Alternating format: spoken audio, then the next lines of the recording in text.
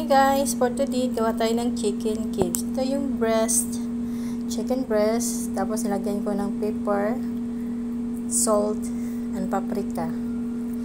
Then ito yung ilalagay ko mamaya sa gitna, yung ricotta cheese, tapos yung spinach fresh.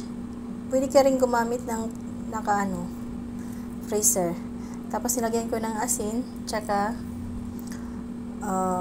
black pepper. Ito na yun siya guys.